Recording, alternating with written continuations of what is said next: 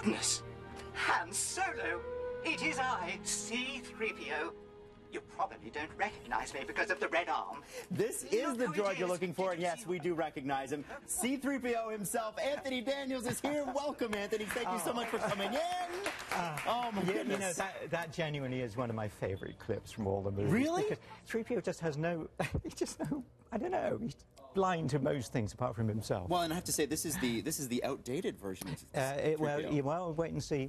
Oh. Yeah. Okay. Well, you know, the last scene of that movie, you know, 3PO is there waving. Now, I was last here, I think, 2 years ago, yeah, because I remember to talk about that. That's right. Now we have some footage from that we have to bring up in just a second. Yes, because it was a very I think an important seminal moment on this show. Yes, Kevin. Here it is. Yes. So, R2-D2, what are you doing here? Beep beep beep. Oh, it's beep, beep, beep. Good. Yeah. Do you have a message for the audience for The Force Awakens, which opens next week? Oh, go buy the tickets because That's R2-D2 doesn't speak. You are so popular in Canada. Cineplex has just... So am I going to? So, you know, I can see why Kevin refused to come in today, because he knew I would humiliate him. But I understand you are a huge Star Wars enormous fan. And how are the waffles? The waffles are great. I have the Star Wars, waffle we have maker. to reshoot that. Yes. See. Waffles. Because I understand. Do you want to tell me? Do you want to admit your waffle maker? I have the Death Star waffle maker. And my fiance, who loves waffles, uses it each and every time that she. So we have to. Does she love Star Wars? She doesn't. She's never even seen A New Hope. I know.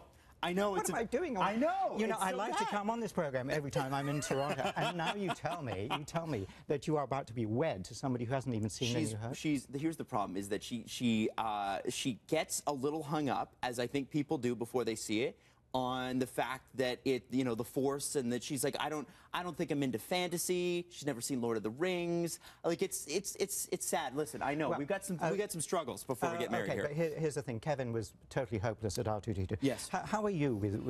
I could do a 3PO. Okay. Oh, a 3PO. Yeah. Okay. Think about it. R2-D2. It is you. It is you. He's not Cockney. R2-D2. What is it then? How do we do it? R2-D2 is much cleaner. R2. R2. Almost breathe backwards. R2. R2. It's getting scary. My job's in peril. Okay, very good. Okay. Jar Jar Binks.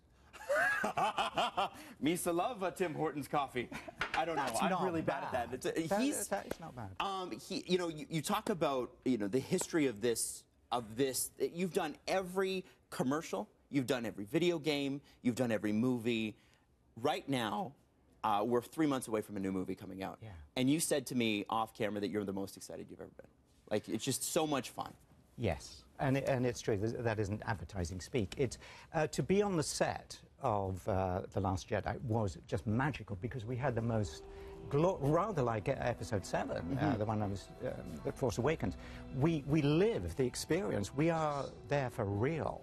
And when you see the acting and the scripting that's coming through now, because it's all building strangely into a whole new, it's morphing into something even bigger than it ever was. Right. So to see it.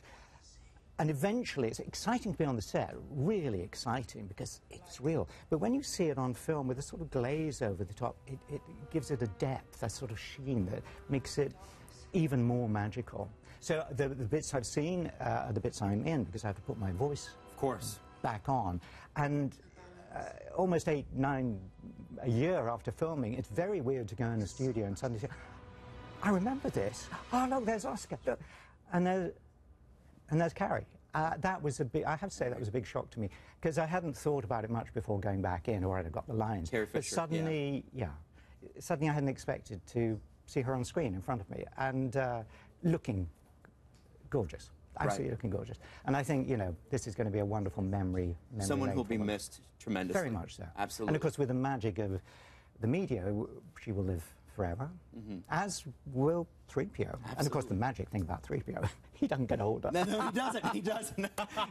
You know, the more I come here every 2 years, the more makeup we have to put on to try and create that illusion that nothing has changed.